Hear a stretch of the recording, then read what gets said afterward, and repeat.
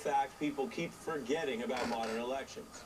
There is no election day anymore. There are weeks of voting and in many places weeks of counting. And that doesn't change the fact that Donald Trump won, but that counting does keep shrinking his mandate. Consider this. Donald Trump right now has a lower share of the vote as counted than Mitt Romney did when he lost last cycle. Trump simply did not grow the GOP's share of the electorate. He managed to jolt turnout in the key states that matter. And his deficit in total votes to Clinton has now reached 2 million. That is almost quadruple the gap between Gore and Bush in 2000. But don't get me wrong, we all know Trump is 100% president-elect. But his second-place finish overall is relevant to how congressional opponents size up his support out in the country. It's relevant to people who want to reform our electoral college, and apparently it's even relevant to Donald Trump, who said this: "I think the popular vote would have been easier in a true sense because you'd go to a few places. I think that's the genius of the electoral college. I was never a fan of the electoral college until now."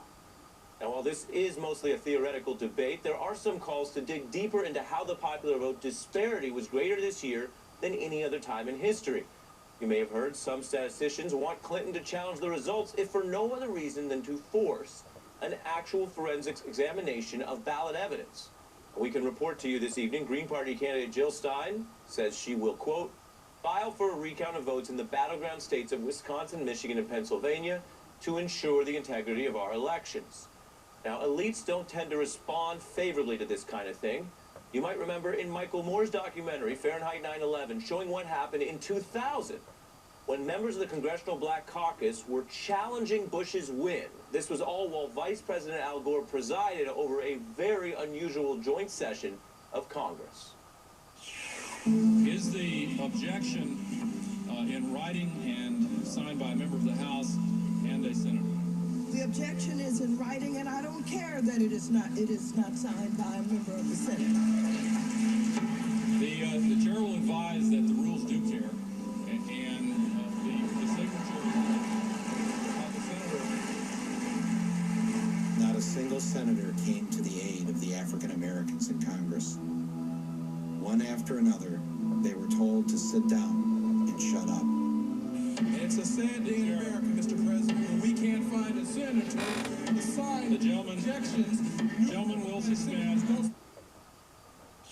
Michael, why was it so important to you to spotlight that often forgotten aspect of the 2000 situation, and why do you find that so many political elites in the establishment, I think in both parties and definitely in Washington, are so hostile to any discussion of double-checking recounts, etc.? Well, they don't want their little apple cart upset. They don't want I mean, these are the same elites that told us the candidates this year would be Jeb Bush and Hillary Clinton, and Hillary would be the president. People are sick and tired of this. This is one of the reasons why Trump did as well as he did, because they're tired of this attitude. And Trump's right. He would probably be the largest advocate of wanting the popular vote. If, of course, if it didn't affect him, that would be Donald J. Trump.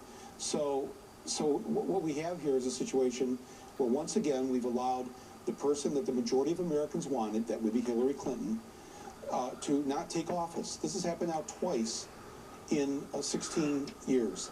This has to stop. This really has to stop. Trump has no mandate. I agree with the recount. I mean, in Michigan right now, all right, they're still counting, and I think the difference is a 0.2% between the two candidates. And Hillary's count keeps increasing in Michigan, and it really is, I think it's down to like 9,000 votes now, or roughly, if two people who voted for Trump and voted for Hillary per precinct, Hillary would have won Michigan by now. We wouldn't even be having this count. So there needs to be these recounts. We need to challenge the Electoral College. We need to challenge the conscience of the electors. This needs to be said. Yes, the elites don't like it being said. You don't see many people on TV calling for this. I think there's a whole host of things here that have to be done.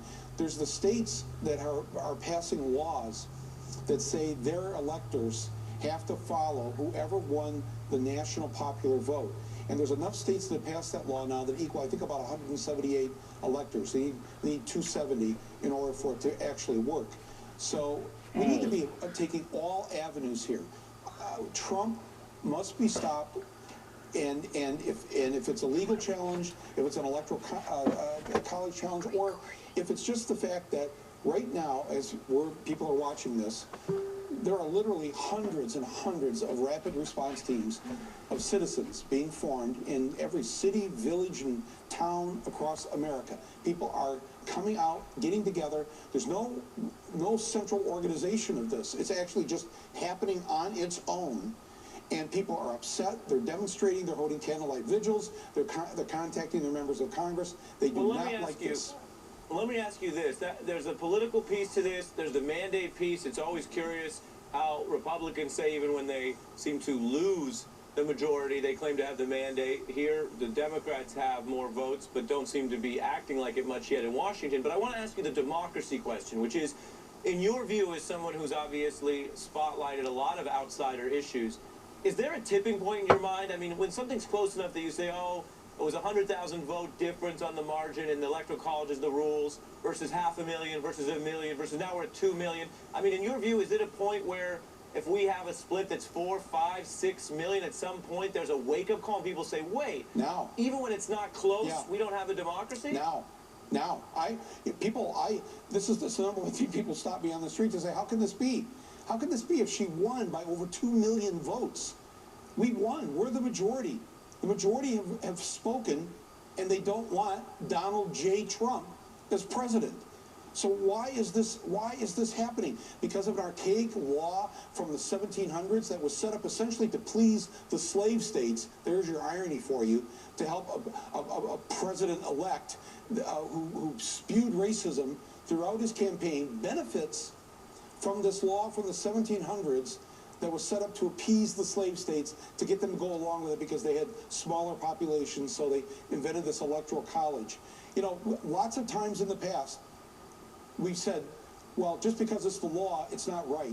Just because the law says if you're African American, you go sit at the back of the bus.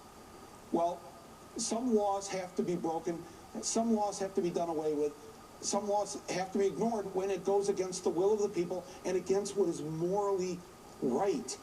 And this is morally wrong that this man take the office of the presidency of the United States when more than 2 million people have said, we don't want him, over a margin over Hillary, over him.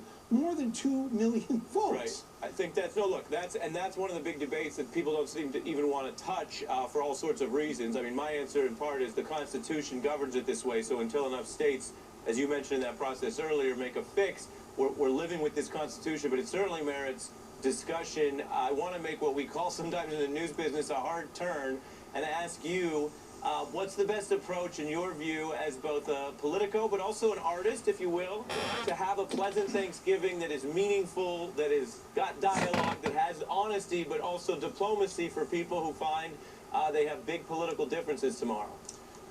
Put the stuffing in the turkey.